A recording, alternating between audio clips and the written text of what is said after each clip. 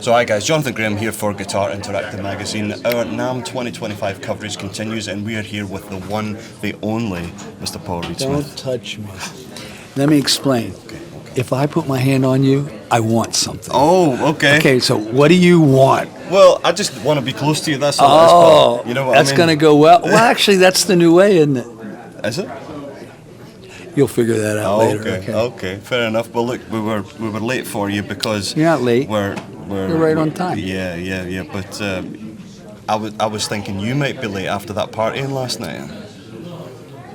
What an incredible All right, so event. let me explain to everybody, okay? Yep. We had a party last night at the House of Blues, 1,900 people, packed house, and it started with the great Tim Pierce and ended with John Mayer, and the guitar playing last night was spectacular. As my sister said, I've never seen so many good guitar players one after another in my life. Yep.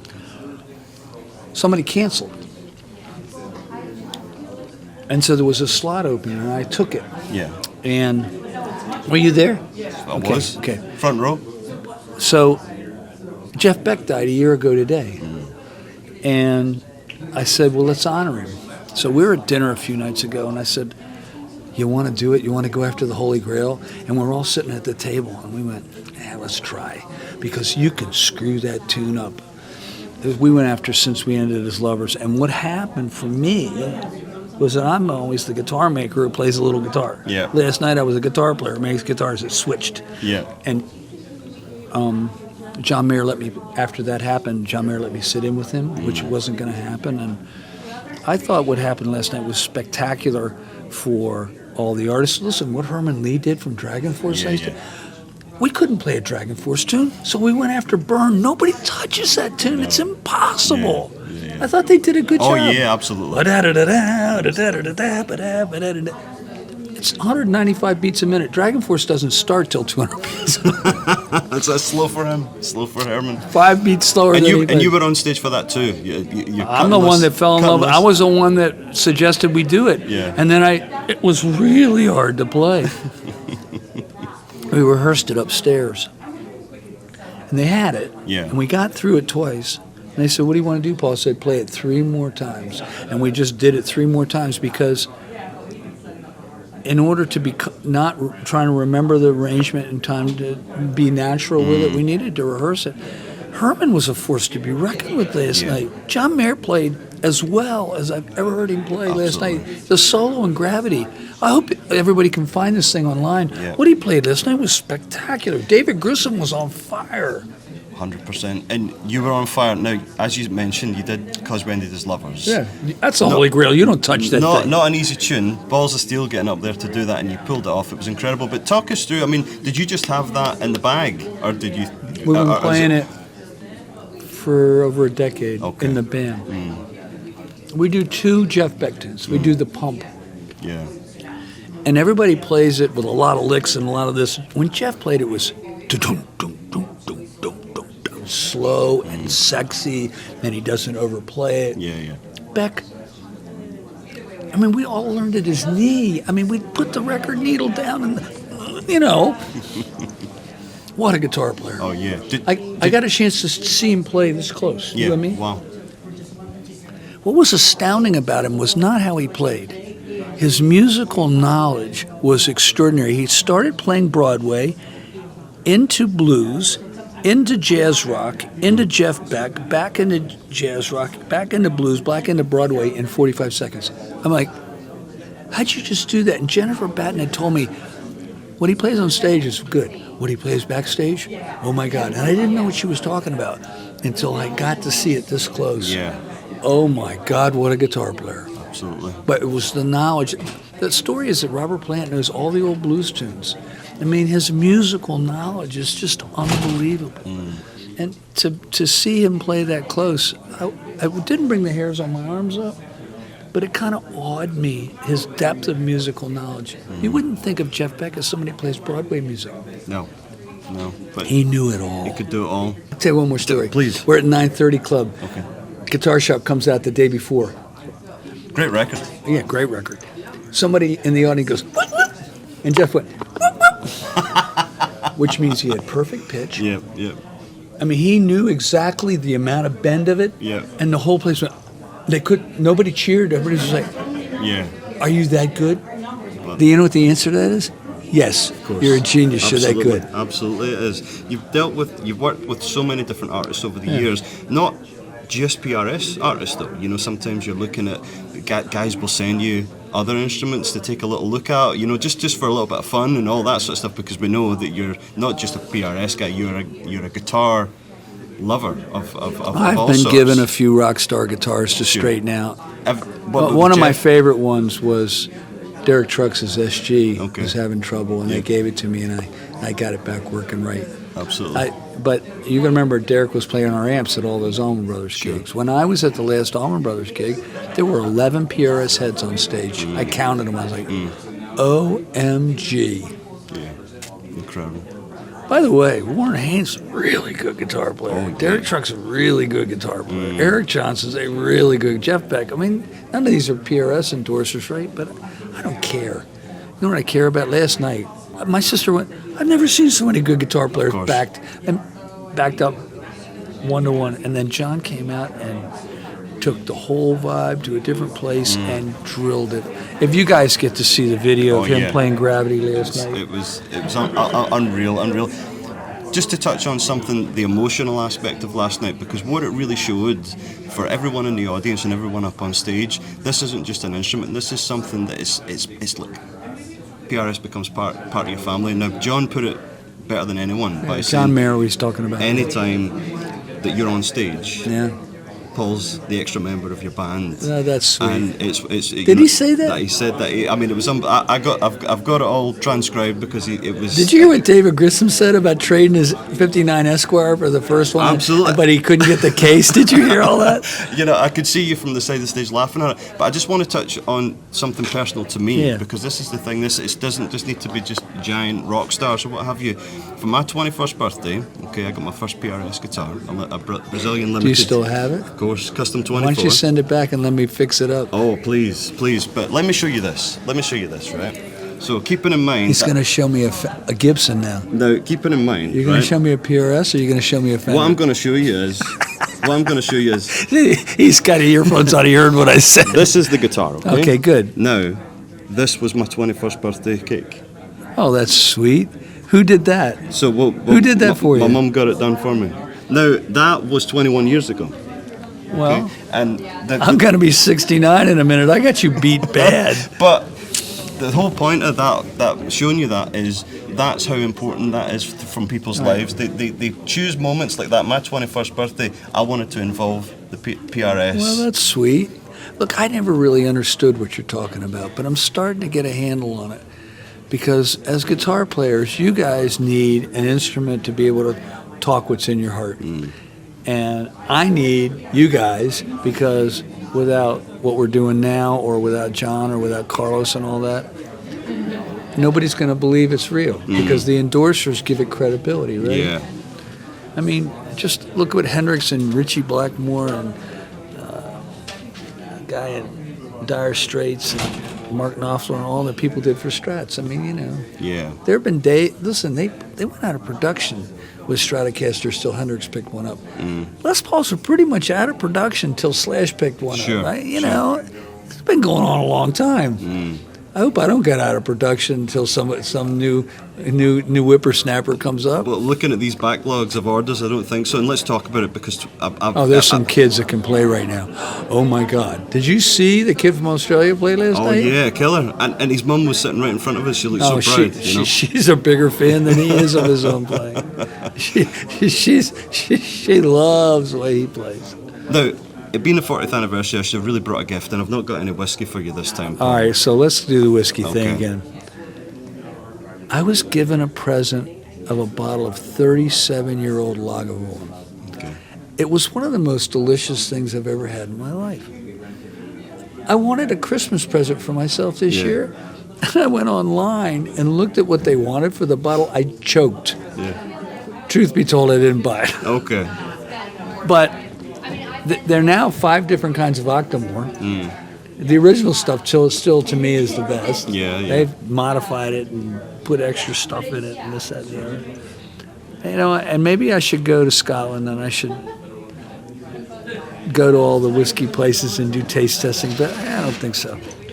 You know what I want to do in Scotland? Tell me. I want to go salmon fishing with a fly rod. Sounds good. Book a couple of shows there, and then head up north, do a bit of fishing. So, the BBC says that the best Celtic guitar player Scotland ever produced is Tony McManus. Okay. He came to my studio the other day and played 9 tunes in 2 hours in first takes. And I said, how can you do that? He said, these are all the tunes I've been playing on tour for a decade I've never recorded. Okay. And I have here, I'll show you. It's unbelievable what he played. Listen to this.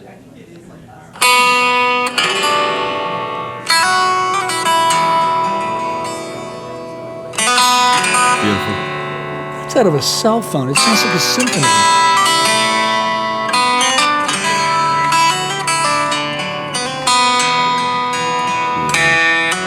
It's in one take. You guys have produced a few musicians. This guy's from Paisley. It's almost like 2 guitars. One guitar. Yeah. He burned down a whole record in 2 hours. Unbelievable. Unbelievable. I mean, the fact that I can do that, I mean, it sounded like a symphony. It didn't sound like one guitar. No, right? no, for sure. Paul, I know that we can't keep you all day. You can keep me all day. Oh, thanks so much. Thanks so much. I've heard this rumor over the years, right, of some things that are in your collection, and I wondered. Okay, so ask, and I'll say yes or no. Okay, go. Okay. Do you have the original PAF from the Frankenstrap? Do I have the original PAF from Eddie Van Halen's Frankenstrap? No, but I made the 5150 pickup. Have you I made the 5150 guitar. I'm the one that bolted it together and got it working at Kramer. Okay. And dealing with that at the time, you know, can you give us some background to working on that at the time? You know, Well, they didn't have a real guitar maker at Kramer, so I got a call from Dennis Bird. He says, Eddie's coming, you know, he's got this new guitar he can play like a piano, with, you know, straight up. He said, can you come and fix it up? I said, sure. Why not? It's Eddie. Yeah. And at the time, he was the king. Mm-hmm. You know, he had changed rock guitar. As Ted Nugent said, Eddie Van Halen is playing state-of-the-art rock guitar, which is, you know, really cool. No, so the first answer is no, but I did make the 5150 pickup. What's the next question? Okay, the next question is, how close did we get to Eddie playing PRS? Not close at all. No. But you did make one for him. Yeah. Did you get feedback from him on? He was a sweetheart. He was so nice to me. He was great. Eddie Van Halen was great. He was just fine. Of course. It wasn't meant to be. Okay. But I didn't expect Herman Li from Dragon Force to be playing at PRS last night either. I mean, you get some and you lose some. It's fine. Absolutely. Eddie was he's a just absolutely ridiculous guitar player. Looking forward, Paul, which is, and I really appreciate. Only 2 questions. Well, I don't want to be cheeky, you know, but Well, be cheeky. No, What's the next one? No, because this is good. They need to know. Okay. What's the next one? Well, what's the next rumor of what I have? I have the die that made all the 59 wire for Les Pauls. The die that made the wire on my desk. I have that. That exists. Can you tell us a little bit what's so special about that? The die that made the wire for 59 Strats and 50 Les Pauls? You're kidding? I mean, what do you mean what's so special about it? Nobody even knows there's a die that makes the wire. I have the die. Yeah. From the grandson of the grandfather who made all the wire for Gibson and Fender in the 50s and 60s. Absolutely incredible. What I really appreciate, Paul, is that you're not really a looking back guy. You know, you're always moving forward, innovation and all that sort of stuff. I'm so sure that's true. Okay. I study what happened. There's no question if you pick up a 63 Strat or you pick up a 59 Les Paul that these guys knew what they were doing. And by the way, a lot of the people making those guitars were women. The factory pictures I've seen, a lot of women, you know, it was cool. Well, how about this then for a rumor? that when you were making those original guitars, it's difficult to get a hold of sort of curly maple. You were taking apart a dresser. pieces of furniture. Yeah, I took a piece of dresser. That dresser guitar was at the show last night. I showed it to you. Sure. Yeah, the drawer front of the underwear drawer was where it came from. He brought it with him. Incredible. And what about when you were actually starting up? You were making quite a lot of money out of guitars falling off guitar stands and needing repairs. No. That's true. There was a thing at the time called It's a Hamilton. It was a guitar stand called a Hamilton that folded up. If the guitar was on there and it fell off the stand, the headstock snapped off, and I had to repair it. I didn't make quite a lot of money at anything. That was a $100 repair. That's enough for pizza. that wasn't a lot of money. But when I see a guitar stand, I want nothing to do with it. You don't see me put my guitar on a guitar stand. Keep it away from me, because if somebody trips over it, you got a damaged guitar. Yeah. I'd much rather be laying the guitar on a gig bag on the drum riser or something. Put it in the case. Of course. I see people do things with guitars. It's just nuts. I mean, if you want to damage it, fine. But what's not understood anymore is that really good Stradivari violins and Guadagninis and Guarnaris and all these things went to the repair shop all the time. You got to find a really good repair person who knows how to get the instrument back in the condition or better than it was all the time. You should have somebody. Absolutely. What's in your car right now, music-wise, that you're listening to? What's getting you inspired? I don't know how to answer that, because right now my car isn't playing that much music. But I will tell you, I've come to a conclusion. I think the greatest record of all time is Bob Marley Legends, the one with all the Bob Marley hits on it, because you can play it over and over and over and over again and not get bored. It's just beautiful music. And we had to learn one of the tunes for a Johns Hopkins Hospital event. Spectacular learning this tune. So one of the guitar players from the band came and taught us the songs. Yeah. It was like being at a Marley rehearsal. It was really interesting. We were like, whoa, what is that? Absolutely. No, I think incredible choice. Good friends with Mark Tremonti. He's a big friend of the magazine. He's a good man, too. Now, he's done some incredible work with you over the years. Did you call him Le Tremonti? Well, you could call him that. He's an entity. It was. Now, he's got this one of a kind guitar that he's been taking around with him. You're not really going to ask me about that. Well, I mean, surely we could get a limited run. Surely what? Surely we could get a limited run of these. That was such a Scottish accent. I didn't understand what you said. You're now in my marketing department. Well, no, I'm a customer. No, but asking me on film as to whether we're going to make that thing or not, I can't answer that. It's been discussed a lot. I'm sure. You're a mensch. Well done. Look Great the to word see you. up. Do you know what that word is? I do. Okay, good. I do. But it's always a pleasure. Congratulations on 40 years, PRS Guitars, and see you I at 50. bought 2 Sims Watts amps. Tell me. Do you know what that is? Well, I know the name, but... Okay, there were these 100-watt amps that all the bass players used in England called Sims Watts. Turns out they're great guitar amps. Oh, right. And I bought 2 of them from Derby. Yeah, Derby, yeah. Wow, what an amp. I got one, I went, I want another one. This thing sounds unbelievable. I'm a real fan of English guitar amps, real fan. I have an old PA top that sounds lovely. It's an old Marshall PA top. God, it sounds good. They were using the original amplifiers for transmitting the music into the speakers in restaurants. So it's 16 ohms, 8 ohms, and 100 volt, which was so they can send it out to the speakers of the rest. They were using they were just an amplifier. Yeah, of course. Paul, thanks so much for taking the time. Congratulations. Thank you. Well done.